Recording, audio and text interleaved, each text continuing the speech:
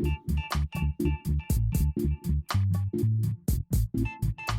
today's episode, we are chatting with Rabasheng of Raw Beaded, based in New Dorenfontein, Jersey. Rasta tells us how he, as a dedicated Rastafarian, aligns with his purpose. We also talk about the challenges of running your own business during this pandemic. I'm Nomza Mamadodo. Welcome to SlowUp Shandis.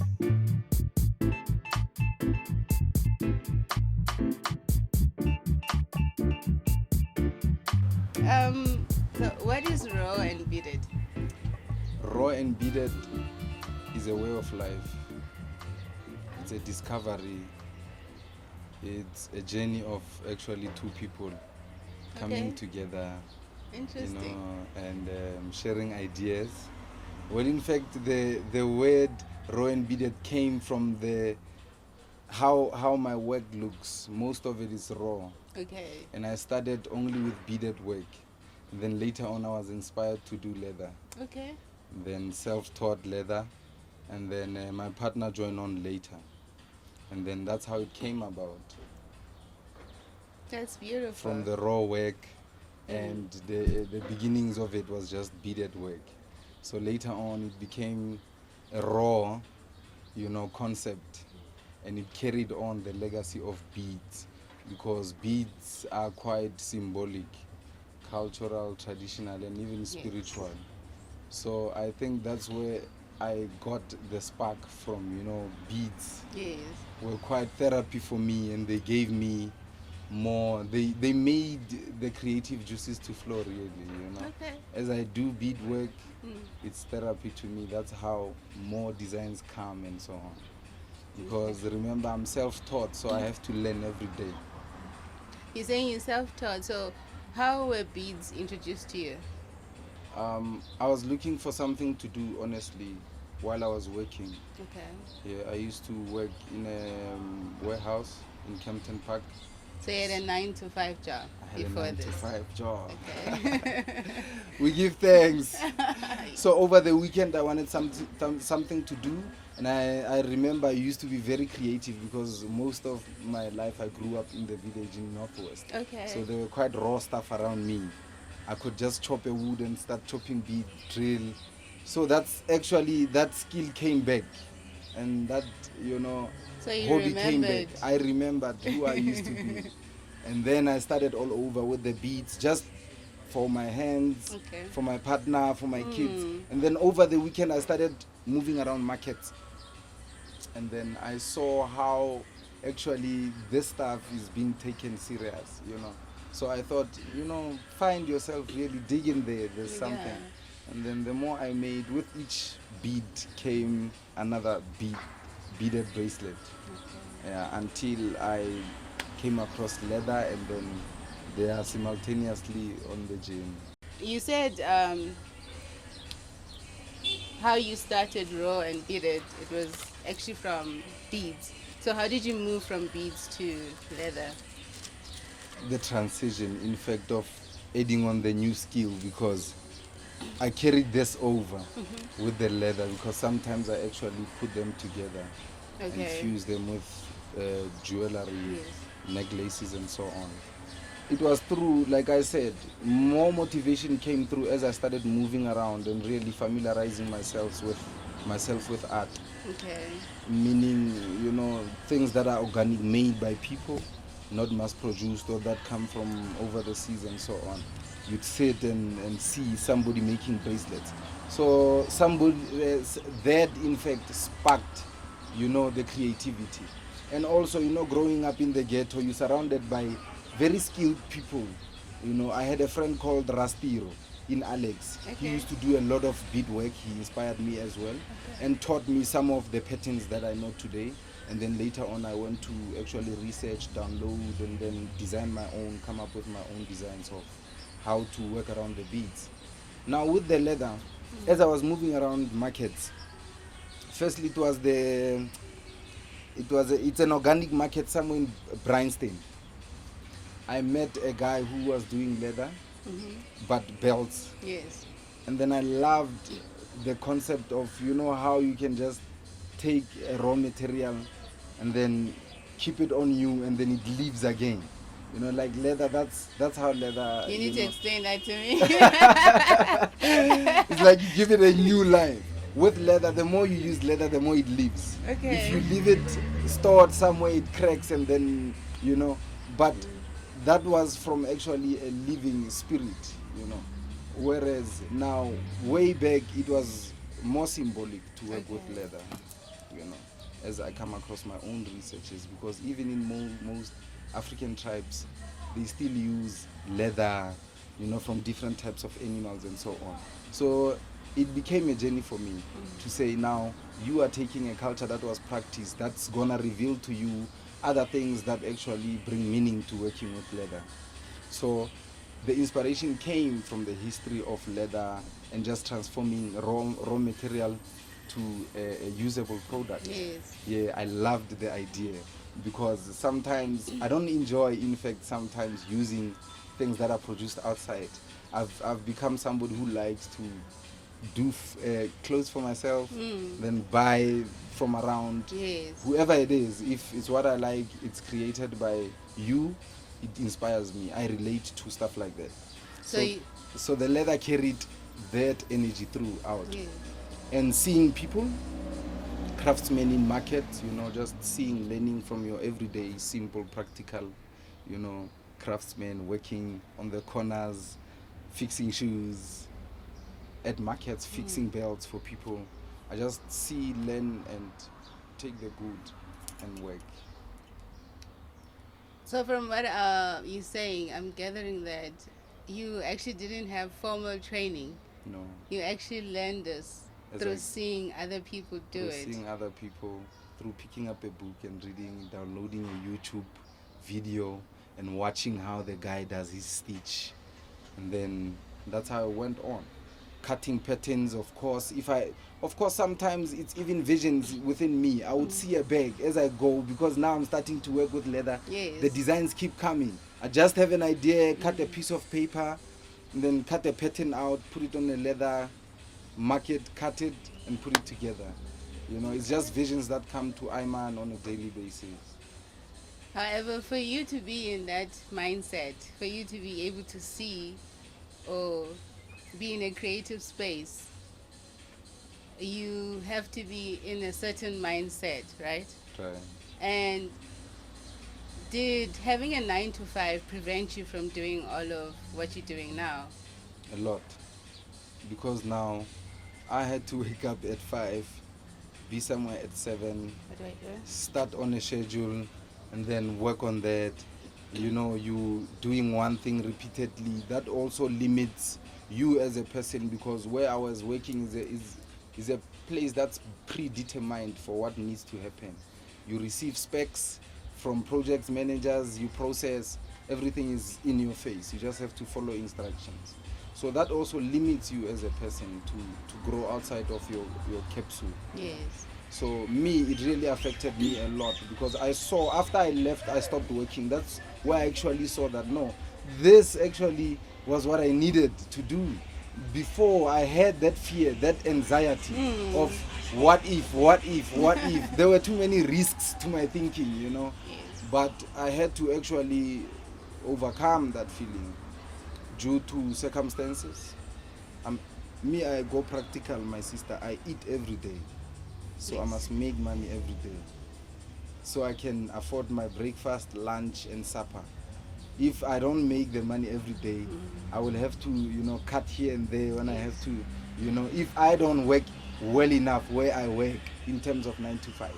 Whereas some other people, they are caught up in a very vicious cycle. Can be in the office but still carry the burden of debts, Get paid 20,000, get left with 3,000. So that also frustrates one. That also gets to your vibrating frequencies, because as a person, we vibrate as well, We have frequencies, we have auras. You don't get to work on none of those things. You work too much on the outward.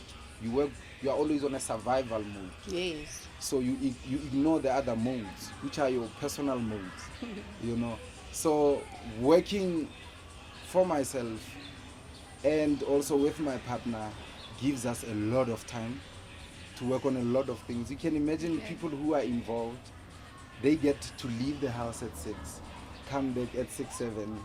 They've got 2, 3 hours to see each other. They sleep. Tomorrow it's the same thing. Monday to Friday, vacations, yes, they do add up and so on. But Maybe. yeah, maybe they do, it's not efficient. Yes. So the practical everyday way of living of a man is to be able to act, to be able to access himself, to challenge himself. Because my brother, there's no paycheck that's coming through. What are you up to today? You wake up with that spirit. And if you nurture that spirit, it grows, It becomes a habit, it becomes a character. You don't even have to think of a 9 to 5 or going formal for anyone anymore. You just be in your own space, you grow you, then you water your own garden. Each and every one of us have visions. So if I get stuck in another man's empire, nourishing his garden and chopping off his trees, my yard is not going to look as nice as his yard, because I only have a few hours to work on my yard and I've got decades to work on his yard. So mine is always going to be a little bit, because I'm always going to be also limited in terms of resources, in terms of resources and how I need to expand my empire. There, it's a deal. We work on contract, So it doesn't really, honestly, we give thanks for what it does in families' lives, but it doesn't really help in growing and maturing a human being to their full capacity. I get Because you. it's a different culture that we are practicing. Whereas your culture is you. When you practice media, you practice IT, you practice science, you practice teaching, being an educator, you are adopting another culture as well. So you need to nourish that culture. So now these things can balance, but only on your own grounds. Okay. And then tell me, how did you move from the 9 to 5 then? Well, I had to make some drastic choices. I had to make some drastic choices between, getting stuck within this vicious cycle Yes. of dependence and to self-sufficiency. Remember now, I said that it was almost always risk type of a thing. Yes. So it was quite easy. I had to accept what I need to become and what I emphasize and how I feel as a human being and what I would love to become and of how I would love to become. And then I made peace with who I was working with and gave thanks for what they had for what they had taught me, and then I moved on. I moved from a 9 to 5 by also doing practical things like saving the little that I made. Honestly, I had to stop some of the things that I used to do, habits, lifestyles. You have to sacrifice. We've lost so much already. If I am as a black child gonna be busy indulging in a lot of things, it's not gonna help me. Honestly, we talk about these things every day. There's no need even to emphasize. We all know that lifestyle, the black child can get caught up in lifestyle matters way over much more than her own country or his own country matters, or where she comes from, where she is going. The black child sometimes can get caught up in that. You need to save every little rent possible to move to the next step. For us to picket, it's okay. If it works for whoever it works for. We've seen it work because we've got leaders that don't listen. But for those who can peacefully gather their rents, do it. So you buy yourselves that piece of land, equipment, and wherever you can start. Whether it's a bottle of glue to start patching, shoes, needles, 100 rands worth of material to start your business is good enough. So start where you are. Yes, ma'am. So when did Raw Beaded start? My spirit tells me it started a long time ago, but I discovered it 2016 when I left working at the warehouse. Okay. Then it was founded basically on paper 2018. We registered the business 2018 January. But 16, 17, we were actually still learning, moving around markets, stuff like that. Still forming the concept, and then we went the formal route just for more, opportunities and so on. But it started 2018. However, the vision comes from far, because now Raw Beaded and the logo itself is actually a tree, a baobab tree. Okay. It tells a story. It's a shade that will shade the next generation that's coming, should they take care of it. I will begin what I need to begin. When they come, they can sit under the same shade, nourish it, put water on it, and then in every season it will nourish them, it will shade them from the scorching sun. That's beautiful. You're welcome. And then, on that note, what does living in your purpose mean to you? Living in my purpose means finding myself every day, waking up to challenge myself on how I'm gonna solve problems that I'm gonna come across. Okay. I sit in my own boardroom in my mind as I pray or meditate or stretch, do yoga, exercise, run, or feed my dogs. It's within the same thing. It's like I'm sitting in my boardroom while I'm doing all of those activities. So it gives me time, to actually search within and find my purpose. So my purpose is actually to blaze a trail, like I said, for those who are coming before me. Because with me as an African child, it's not about me, It's about who's Every coming generation next, to come. Abazonakekela inkomo, Yes. Those will come look after the heads. I gather the heads. It's a skill from the beginning of time. Generation after generation needs to hand over to a relay, So my purpose is to run and hand over that, that relay stick until my time is done. That's beautiful. You're welcome. Okay. Wow. Okay. What social prejudice? Yes. Have you experienced? You said it right. As a Rastafarian. Rastafarians in SA, Yes. Growing up in a society that has prejudice itself. Ouch. I was not, that was taught to be prejudiced amongst each other. It's a machine, and it was maintained from the longest time. Events of life shaped those circumstances. But I'm within my own journey, As a Rastaman in a community, you are seen as Mutodi Tila, the dirty guy who smokes weed. Yes. You're going to waste your life away from smoking. You're not going to read. You're not going to write. You're going to waste gonna our go kids' lives too, You know what I with mean? what you're selling. Even other parents, it's true.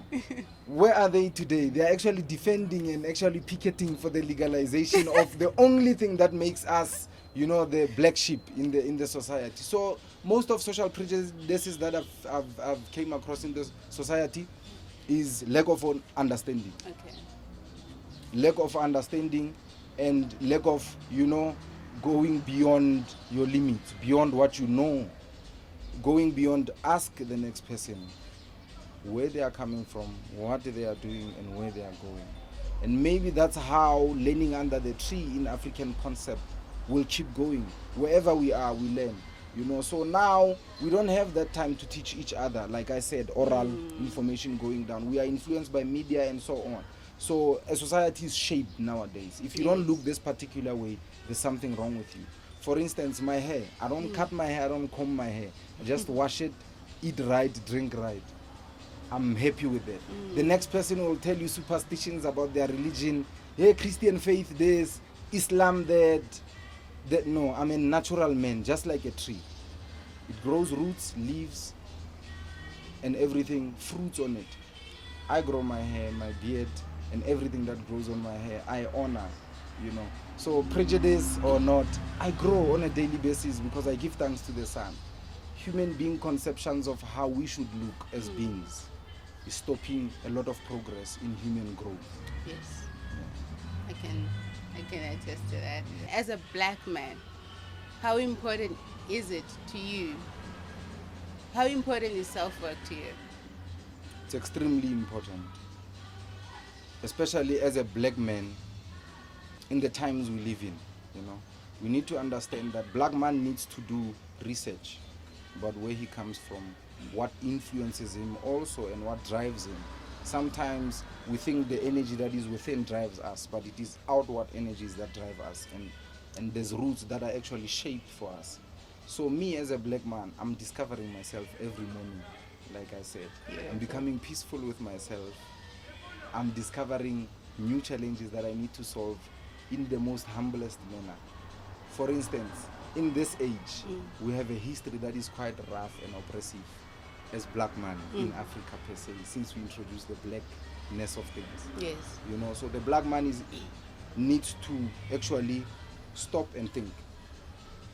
Lifestyle, their health, they need to protect their natural resources, the interests of the land where they belong, because for us is the last frontier. That's how I feel as a black man. They need to protect the black woman, because also we set the stage for other nations to spit on the black woman. How we treat her, what we teach her, and what we make of her. You know, if we objectify the woman, she will always be an object. So for I man, as a black man, I'm like the sun, and a woman to me is like earth. So if I shut down the light, Mother Earth is not gonna nourish, you know, plants are not gonna come up. So that is how deep it goes, according to the black man's times, how they change. He needs to keep the African that used to live billions of years ago, because that spirit cannot die. Yes. That's what people need to understand, the morals, ethics, and how those people used to live. It's a spirit you need to remember. Bodies change, food is introduced. My body is not how my ancestors' body used to look like. Yes. You know, I'm not as strong as he used to, and that's a fact. You know, Okay. I'm working towards it. Okay. They were living in a different time, under different circumstances. They did different things to maintain, you know, their durability. Now, the black man in this time, answering the question now, needs to evaluate himself one more time, and he needs to create his own world where he's gonna set his own rules with the woman, of course, concurrently so, because we are not patriarchal as we are ancient kings, and we ruled with queens. We were ruled also by women. So that also needs to be taken in point, to say when you move in a constant and simultaneous manner with the woman, because you don't want to end up at a point where you feel you are bigger than a woman, or you learn and institutionalized as if the woman is beyond, you are beyond the woman. You know, so the black man needs to evaluate himself also, how he treats the black woman in this time. That's a serious thing for the black man to wake up and realize. Let's create a platform for the black woman, even other women of other nations, because now we have black men who are marrying Caucasian women, they're marrying Indian, they're marrying into our old bush people, coloureds. You know, coloureds is not just a mixture of black and Yes. It's Bushmen were found, you know. They were light-skinned. Some colored people, it's not just Africans, they used to speak their own languages. So we need to protect the woman as well, you know. Wherever, if you love the woman, protect him. We need to start loving again as a black man. I think we are full of hatred because we've got a lot of things going on. With everything that we've been going through in our country recently with women and child abuse, I like that you touch on that. It starts within, you know, you need to do the self-work for you to be able to give back to your community and for you to remember who you are and why are you here. No joke.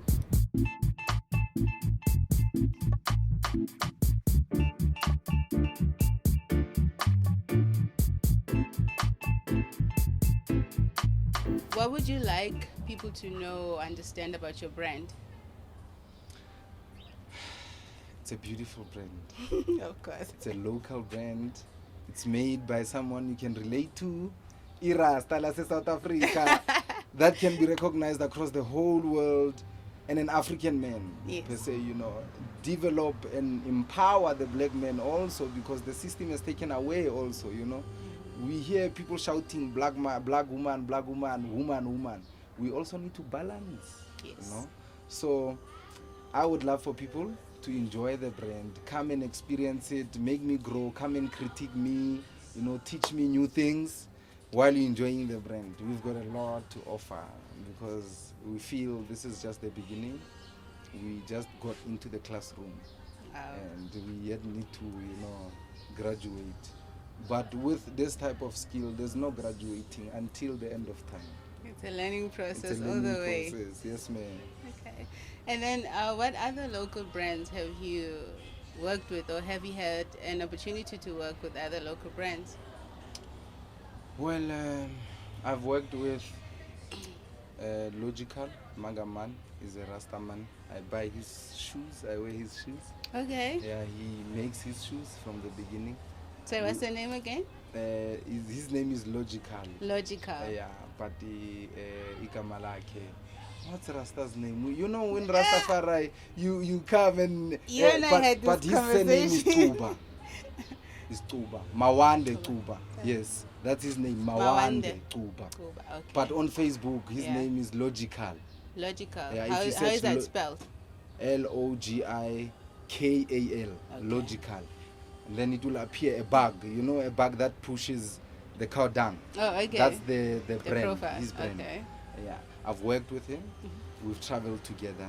Otherwise, I honestly haven't worked with other brands in major ways because we're working on ourselves. We are developing ourselves so as to, if we want to partner or when we partner, we are ready to present ourselves. Okay. Because we live in a world where things get developed so quick. You don't want to influence other people's ideas, and we also want to grow and give ourselves a chance to grow and not want partnering and so on. We want to partner with ourselves first, work on ourselves, and when we are confident enough, we will keep moving. Cool. That's how we work every day. It's a step-by-step process. And then how far has your brand taken you? It has taken me to places unknown in terms of self-growth, self-sufficiency and self-reliance. You know, it has taught me to also work on my purpose on a daily basis. It gives me enough time to work on myself, to work on my family, to spend time with my family, to travel and see the world as it is. You know, meaning local. I haven't went abroad, only Botswana, Swaziland. However, locally, it has taken me to places where I've met open-minded people. I've learned a lot. I was inspired by where this place has taken me. And the people, in fact, who I've met, I can say they are the ones that actually brought me to where I am, because they are part of the step. You know, they come through, leave that $50, support. They come back, they love a bag, come place their orders. That's how I grow. Because they challenge me. Others, they'll just give me a design I've never done. And then that's another brick, you know, to grow on. Cool. Yeah. I wanted to ask you, with everything that we've been through as a country, as a world, would you say living your 9 to 5, taking you to where you are today, was it worth it? It was very much worth it. For instance, I didn't even want to touch on it today, but let's go back to a few months ago. Okay. During this corona mess and fraud, you know, people lost their jobs. Yes. It's not a joke. Yes. It has taught me actually to be self-sufficient and how important it is for people to depend on themselves and actually not to undermine what they are capable of doing. Skill, handwork, think, open your mind, look and see, grab a book, read. Those are quite normal things that can take you quite far. So it has taken me to that point. I was safe. When this whole corona hit, the everyday life that I practice helped me to save. Even though it hit us unprepared, but mentally we were prepared. Physically it was a wake-up call. Meaning we were stuck in one place, which is not good as a human being.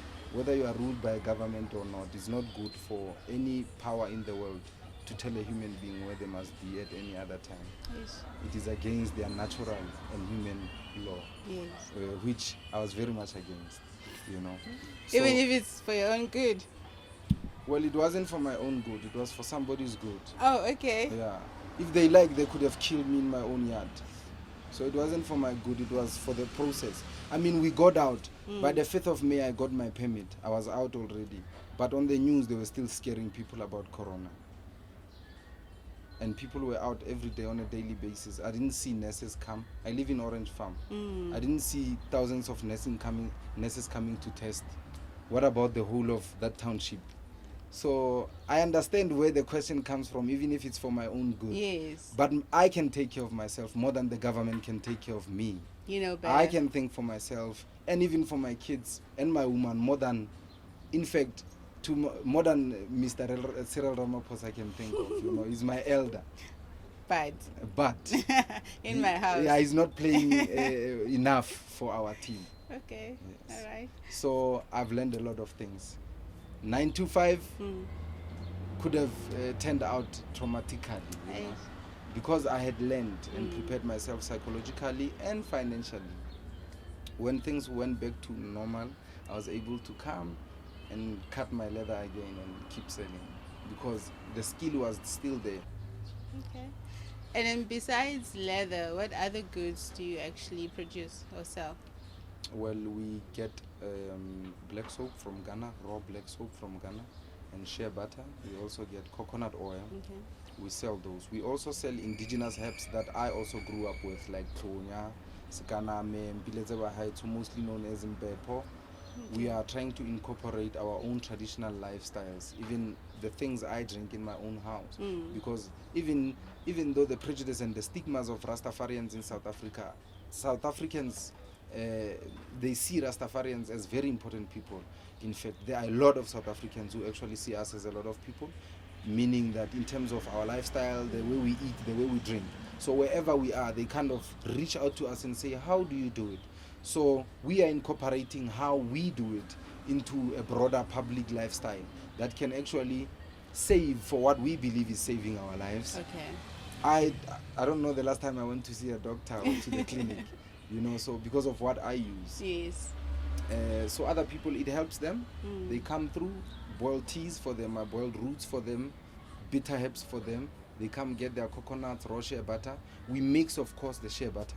We get it and put essential oils, lemon oils, hemp oil, organic, argan oil, and rose hip oil, just to, you know, to keep the medicinal aroma therapy going on. And very good for the black skin as well, you know, because these are locally, meaning African produced, you know, from shea butter. And then you have black soap, which is roasted plantain leaves. Things, methods and recipes that have been used for the longest time, but due to, you know, we are not yet commercial, so we don't access them at a very fast rate, you know. However, we have started to incorporate them. People can access them. And then how do people get a hold of you then? We use modern social media platforms like Facebook, Instagram. We are Raw and Beaded. I also use my own personal Facebook page. Instead of doing selfies, I post my stuff. Okay. You know, if I do a selfie, it is with my work. You know, on my personal Facebook, Rabashian Sekhanto, that's my name.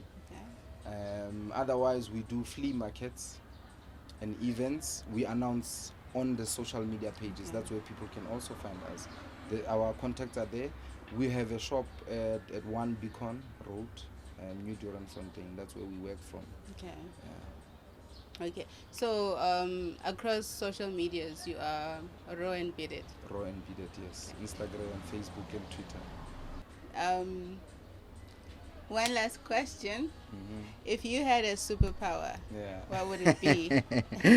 If I had a superpower, well, I think, you know, if the creator of all things good, if can grant me length of days, wisdom, knowledge, and understanding, I think I would be very grateful, you know. What would you do with your length of days? I'd work on my purpose every day. We do not know how long we're going to live. So when you work on your purpose, as the sun rises, you work on it, you know. So don't worry too much about, when am I getting good? When am I getting this? You are getting at it. You know what you know, and work on what you know. Thank you very much. You're welcome. Nimvila Bopu Rastafari City. He's working on the legacy that will shade the next generation. Have you planted a baobab tree for your next generation?